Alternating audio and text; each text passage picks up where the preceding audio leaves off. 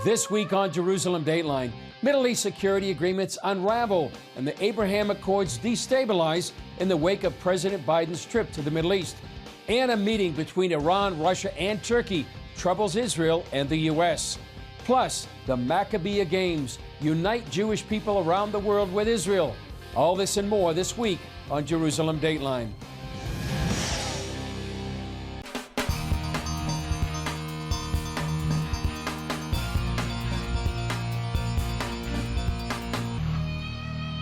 Hello and welcome to this edition of Jerusalem Dateline. I'm Chris Mitchell.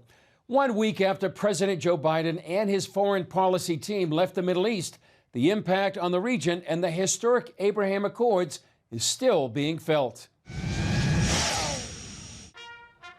When President Biden came to visit both Israel and Saudi Arabia, things began to change in the region as agreements for mutual defense between Israel and neighboring Arab countries began to fall apart.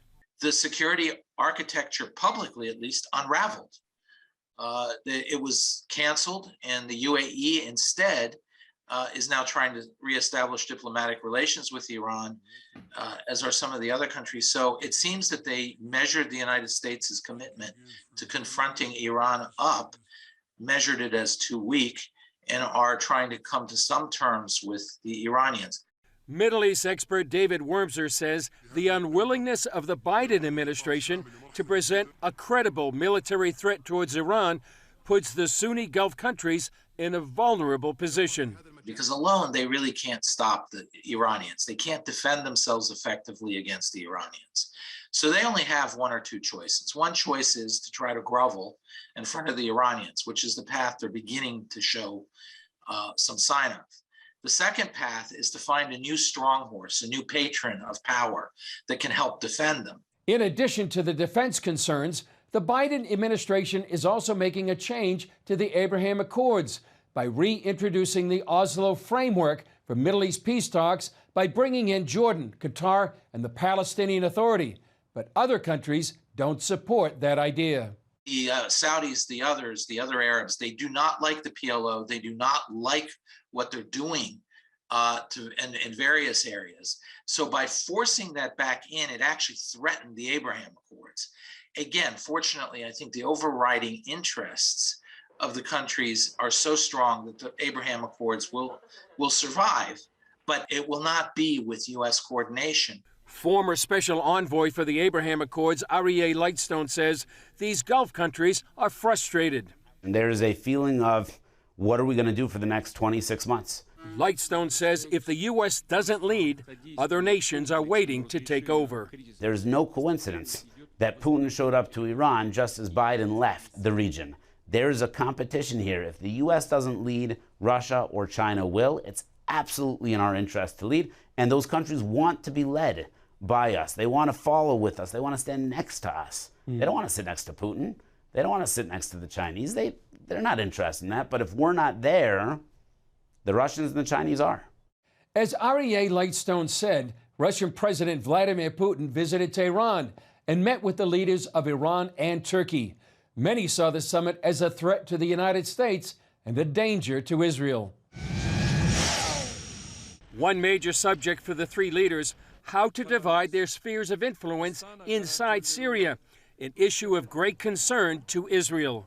In general, the work of Russia, Iran, and Turkey contributing to the comprehensive settlement of the crisis in Syria is highly effective. Iranian President Ibrahim Raisi called to remove all U.S. troops east of the Euphrates River and an end to Israeli airstrikes inside Syria.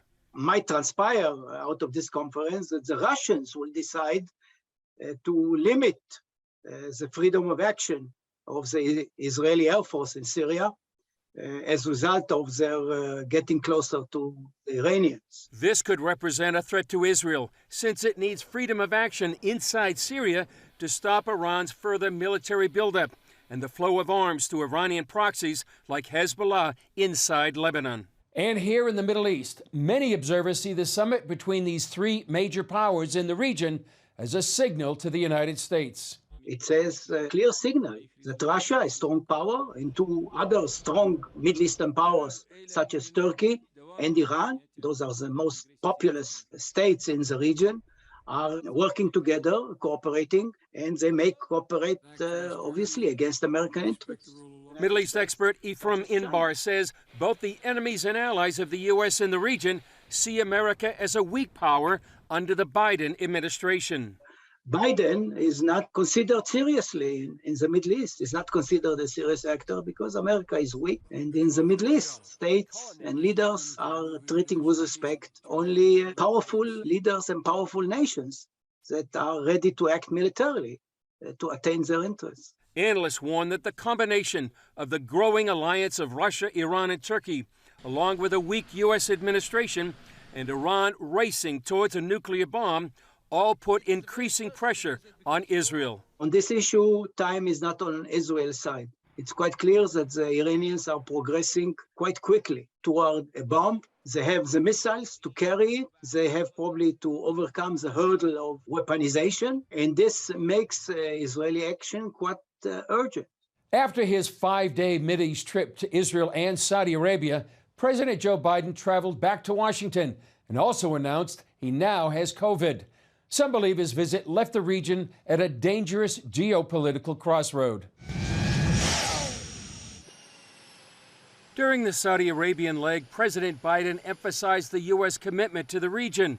He talked of wanting to prevent Russia and China from filling a Mideast vacuum he admits the U.S. created. But let me conclude by summing all this up in one sentence. The United States is invested in building a positive future in the region in partnership with all of you, and the United States is not going anywhere. A question from the beginning was how would the president deal with Saudi Crown Prince Mohammed bin Salman, who he believes murdered journalist Jamal Khashoggi. The answer came in a fist bump, a picture seen around the world. Do you regret the fist bump, Mr. President? Why don't you guys talk about something that matters? I'm happy to ask for something that matters. Despite this awkward relationship, part of Biden's wish list included asking the oil giant to produce more, hoping it would lower the price of gas in the U.S. The kingdom had announced it increased its maximum production capacity to 13 million barrels a day.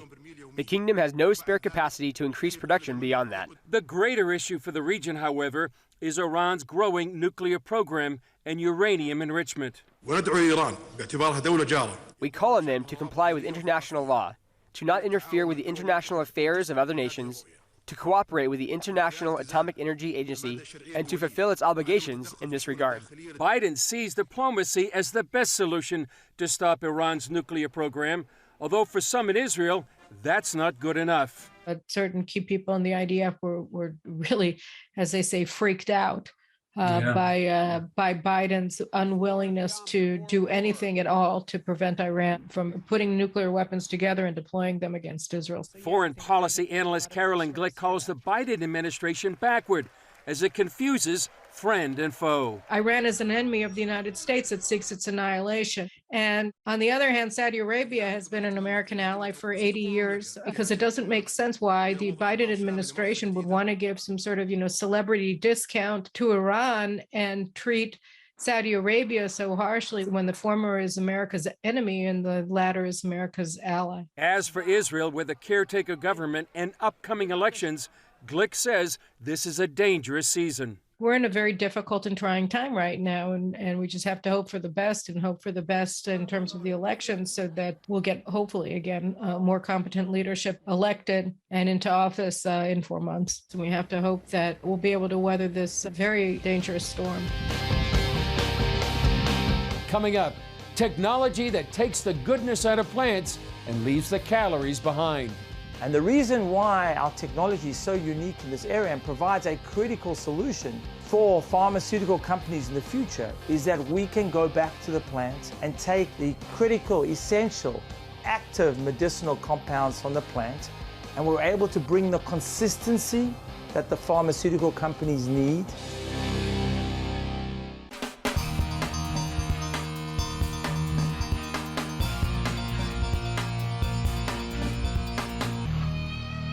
An Israeli company says it has developed a new technology to extract the greatest benefits from plants and produce a product that avoids calorie intake and other less desirable components.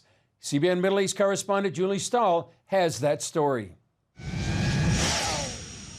God gave us 500,000 plants that all themselves carried critical, active, medicinal compounds that are so important for the human body. And by trying to scientifically get the best of what plants offer, BioHarvest Sciences CEO Ilan Sobel says his company has reached an amazing breakthrough. We at BioHarvest Sciences have developed a platform technology that's able to take any essential, active, medicinal compound from the plant, and we grow these compounds in cells. In a way, we are able to maintain the original structural composition of these specific medicinal compounds. Using a process shrouded in secrecy, the cells are developed in bioreactors for 3 weeks and then harvested. We call the technology bioplant solicitation. And this technology helps us to grow cells in liquid media, to mimic the nature, to take all the benefits of the nature and to power it, to make it better. We left with an amazingly soluble and bioavailable end product with this unique powder, which ultimately contains all the essential polyphenols from a plant, or all the essential antioxidants from a specific plant. The first product, Vinia, is made from the skin, flesh, and seed cells of the red grape. Scientists got the idea from what's called the French paradox. The French paradox talks about the fact that French people, they generally have a very fatty diet. Lots of pâté, lots of liver, lots of cheeses, but they have very good cardiovascular health. And the scientists realized it was from moderate consumption of red wine. They realized it was from a combination of polyphenols from the red grape. There was one king polyphenol called piceid resveratrol. Each Vinia capsule in this bottle contains the same amount of piceid resveratrol as a full bottle of red wine or 1,000 red grapes, but without the sugar, the alcohol, or the calories. Together, working with other polyphenols like catechin, quercetin, tannins, and anthocyanins, they work together in order to provide this really excellent cardiovascular health. Malkit Azachi, VP of Research and Development, says a healthy cardiovascular system is like looking at a map with more than 60,000 miles of highway with no traffic jams, construction zones, or detours. Everything is passing smoothly. In the center of healthy circulation system, you will find healthy heart, and this heart keeps the blood pumping and the energy flowing because the oxygen reaches to all the organs in our body. Sobel says clinical trials showed that Vinia helped increase the dilation of arteries by at least 70% in each participant in just 3 months. As a CEO of a company, I am blessed every morning to wake up every day with 3 to 4 reviews on how Vinia is driving a transformational change in people's lives, whether it's increased physical energy from blood flow, more vascularity and being able to work out longer in the gym, or literally having the mental alertness to not have to worry about an afternoon sleep. Sobel says there are environmental benefits as well. In 1 year, we're able to produce the equivalent of roughly 250,000 square meters of land. This really allows us to be able to bring the gift of Mother Nature to people in a way which literally utilizes a fraction of the amount of land. When it comes to water, all of our water is biodegradable. So everything gets recycled back into the water system. They're also encouraging the pharmaceutical industry to go back to its plant-based roots. And the reason why our technology is so unique in this area and provides a critical solution for pharmaceutical companies in the future is that we can go back to the plant and take the critical, essential, active medicinal compounds from the plant, and we're able to bring the consistency that the pharmaceutical companies need. CBN News has not been able to independently verify BioHarvest's claims, but if true, it could open new doors for the pharmaceutical industry. The grape is one of 7 species of the Bible listed in Deuteronomy 8. 2 other plant products from that list are currently in development. Olivia from olives, designed to maintain normal cholesterol levels, and Pomia from pomegranates for anti-inflammatory support. Julie Stahl, CBN News, Rehovot, Israel. Up next, connecting Jewish people from around the world with Israel through sports.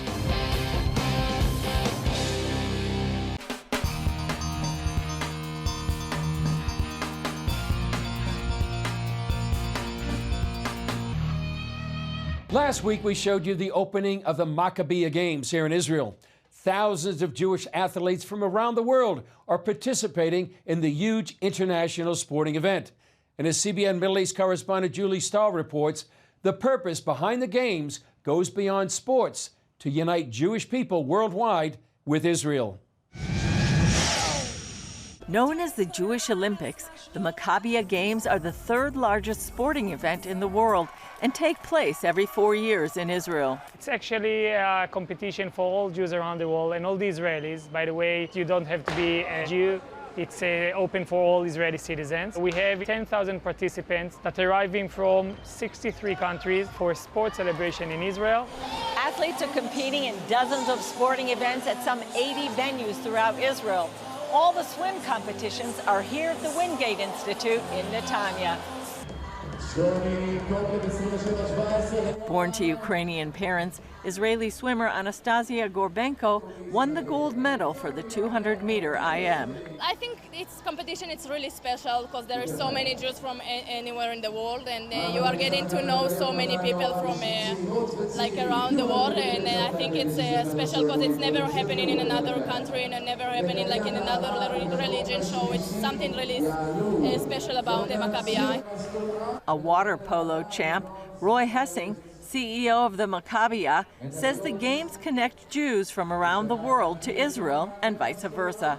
All of a sudden, to see so many Jews around the world that are coming to celebrate in Israel and to make friendship and connection and business, it is important. For many of the athletes and their parents, it's their first time in Israel, like 17-year-old Toby Barnett from Maryland, who won the gold medal for his age in the 200 IM. It's an amazing experience. Before the Games, we got to explore a bunch of parts of Israel, Masada, the Dead Sea, so it's all been super fun. We're just so proud of him and all of his dedication and commitment to swimming, and he worked so hard, and to see him accomplish his goals here. He also won the 400 IM the other night, so 2 gold medals is just phenomenal, and we're just so proud of who he is as a person. Couldn't be happier to be here with him, yeah, very special. Named after the Jewish family that overthrew a Syrian Greek ruler some 200 years before Jesus, the first Maccabiah Games were held in 1932. They've been held regularly since then, except during World War II and the founding of the State of Israel. The Games were also postponed from last year due to the COVID pandemic. If it works very well for the last 90 years, I think that we're doing something in a good way. And from one Maccabiah to another, the numbers are really growing. It is the biggest Maccabiah ever. And I can hope and tell you one thing, that for the next Maccabiah, it will be bigger and better again. Hessing says the Games also encourage Jewish people to immigrate to Israel or make Aliyah. We're not pushing so hard, but 5% of those that are coming for Israel are making Aliyah, which is, we're talking about big numbers. So we're happy about it. I think that it's really a major part of our dream, and for those that created the Maccabiah in 1932. Danny from Canada came to cheer his daughter on and said he'd consider coming back to live. It's an amazing experience. I think you get kids and adults from all over the world, from the Jewish community. You get to meet lots of people. You get to enjoy the Israeli and Jewish spirit in the place where we all came from. Julie Stahl, CBN News, Netanya, Israel. Still ahead, more from one of the largest sporting events in the world, the Maccabiah Games.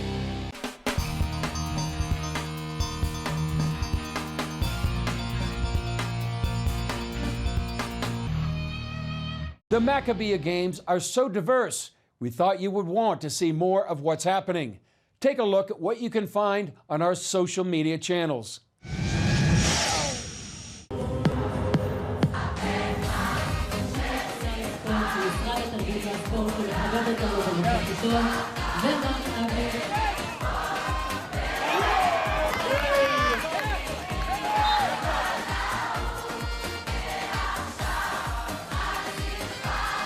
Fun to see everybody being so happy to come here and compete.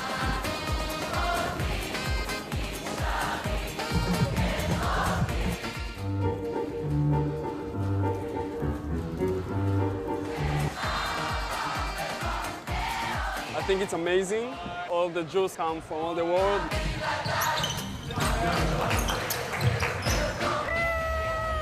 Let's go Canada!